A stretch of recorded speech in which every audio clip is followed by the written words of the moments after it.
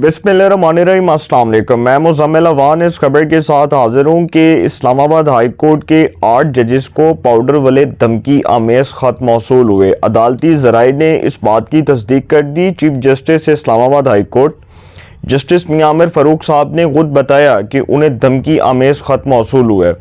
इस पूरे मामले के ऊपर बात करूंगा। बड़ा इंपॉर्टेंट मामला है ये। इस मामले के ऊपर जी एक तो पहले ये बताता चलूँ कि जो इस्लामाबाद हाई कोर्ट के 8 जजेस हैं उनको जो धमकी आमेज़ ख़त मौसूल हुए हैं पाउडर वाले, इससे पहले 6 जजेस ने ख़त लिखा था जुडिशल काउंसिल को। जुडिशल काउंसिल के नाम जारी ख़त में ये कहा था कि आईएसआई जुडिशल मामलात के अंदर मुदाखलत कर रही है, आईएसआई हमें काम नहीं करने देती, हमारे फ़ोन टेप्स किए जा रहे हैं, हमारी प्राइवेसी को डिस्टर्ब किया जा रहा है, हमारे अजीज़ व क़ारिब को उठाया जा रहा है, हमारे अजीज़ व क़ारिब को उठाया गया, उनको तशद्दुद का निशाना बनाया गया, उनको करंट लगाया गया, उनको थ्रेट किया गया।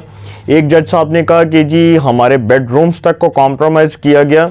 और उन्होंने जब ये जुडिशल काउंसिल को ख़त लिखा था तो chief justice of Pakistan justice Qazi Faez Isa और वज़ीर-ए-आज़म पाकिस्तान मियां शहबाज शरीफ साहब की मुलाकात हुई। उस मुलाकात में attorney general of Pakistan Mansoor Awan, chief justice of Pakistan के साथ सुप्रीम कोर्ट के मोस्ट सीनियर जज जस्टिस मंसूर अली शाह और वज़ीर कानून आज़म नज़ीर तारड़ मौजूद थे। फैसला हुआ कि हुकूमत जो है वो एक रुकनी इंक्वायरी कमीशन बनाएगी। जस्टिस रिटायर्ड तसद्दुक हुसैन जिलानी साहब के नाम पर रजामंदी का इजहार किया गया। उनकी सरबराही में एक रुकनी इंक्वायरी कमीशन बनाया गया।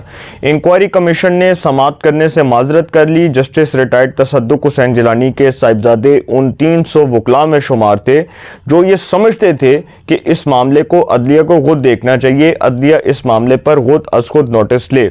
सुप्रीम कोर्ट ने इस मामले पर अज खुद नोटिस लिया तब लिया जब जस्टिस रिटायर्ड तसद्दुक हुसैन जिलानी उन्होंने इस बेंच की इस जो है वो कमीशन की सरबराही से माजरत की। उसके बाद इन्होंने एक रुकनी इंक्वायरी कमीशन जो था उसकी माजरत के बाद chief justice of Pakistan justice Qazi Faez Isa ने अज खुद नोटिस लिया। अज खुद नोटिस में उन्होंने 7 रुकनी बेंच तश्कील दे दिया।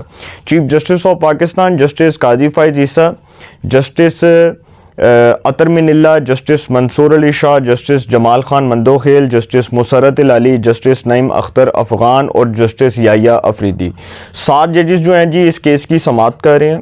बड़ा इंपॉर्टेंट डे है, आज का दिन बहुत इंपॉर्टेंट है। आज के दिन इस केस की हेयरिंग हो रही है।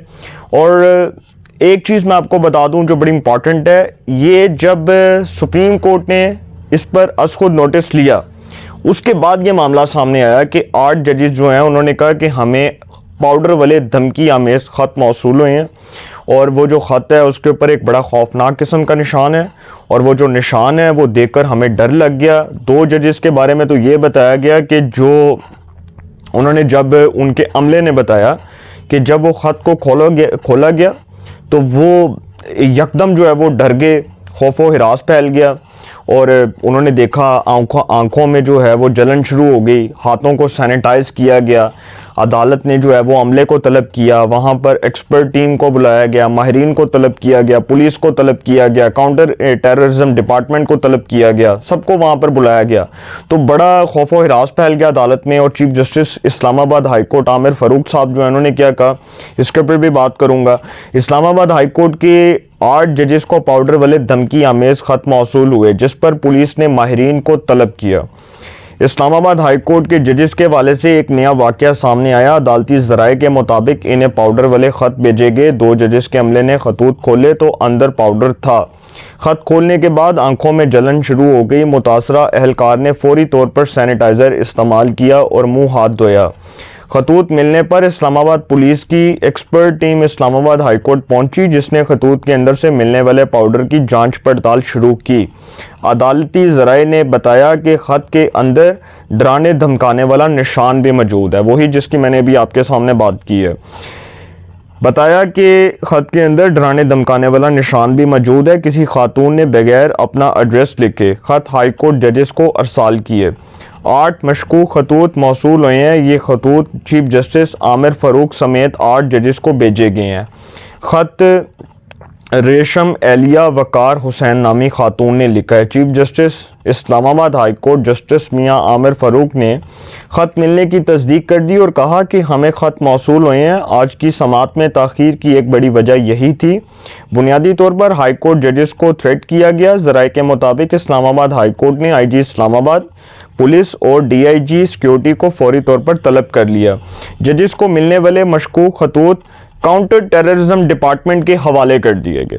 अब देखें सर, ये जो 8 खत हैं, इससे पहले 6 वो जजेस ने ख़त लिखा और उन्होंने कहा कि ISI पाकिस्तान की जो ISI है, इस्टेब्लिशमेंट की जो मिलिट्री इस्टेब्लिशमेंट की जो ISI है, वो जुडिशल मामलात में मुदाखलत कर रही है, वो जुडिशल मामलात को डिस्टर्ब कर रही है और उन्होंने ख़त लिख दिया। अब इस पर एक खुद नोटिस चीफ जस्टिस की सरबराही में 7 रुकनी लार्जर बेंच, आपको पता है कि supreme court practice and procedure bill 2023 ये तय हो चुका है कि जो 184(3) के तहत केस होगा, उसके केस के फैसले के बाद फिर ये मामला जाता है फुल कोर्ट के पास। ज़ाहिर बात है, अपील के अंदर फुल कोर्ट का जो है वो राइट मौजूद होता है, तो अपील का जो राइट होगा उसमें फुल कोर्ट बनेगा और फुल कोर्ट में आपको पता है फिर तमाम सुप्रीम कोर्ट के तमाम जज साहिबान होंगे। कुछ लोगों का ये कहना था कि जी सुप्रीम कोर्ट इस पर फुल कोर्ट बना दे, लेकिन चूंकि 184(3) के तहत supreme court practice and procedure bill 2023 अगर वो फुल कोर्ट पहले बना देंगे तो सर फिर अपील का राइट जो है वो उससे लोग महरूम हो जाएंगे, क्योंकि ये फैसला जब आएगा तो ये चैलेंजेबल होगा। जिनको इस पर तहफ़्फ़ुज़ात होंगे, जो सुप्रीम कोर्ट ने जजिस के ख़त के मामले के ऊपर एक खुद नोटिस लिया, सो मोटो लिया, उस पर 7 रुकनी बेंच बना। अब वो जो 7 रुकनी बेंच का फैसला होगा, अगर वो किसी के हक़ में आता है या किसी के ख़िलाफ़ आता है, या कोई समझता है कि जी अगर वो मेरे ख़िलाफ़ आया तो मैं उसको जाकर चैलेंज करूँ, कोई भी वकील, कोई भी लॉ एक्सपर्ट, कोई भी दरख्वास्त गुजार वो अदालत में जाता है, वो उसको चैलेंज करता है, उस पर एक इंट्रा कोर्ट अपील में जाएगा तो उस पर बनेगा फुल कोर्ट। फिर फुल कोर्ट में बैठकर ये मामला आएगा, फिर उसके बाद सुप्रीम कोर्ट के तमाम जजेस बैठेंगे। अभी चूंकि सुप्रीम कोर्ट में जजेस की तादाद है 15, वैसे तो ओवरऑल 17 होती है ना, टोटल तो 17 जजेस हैं, लेकिन इस वक्त 15 हैं।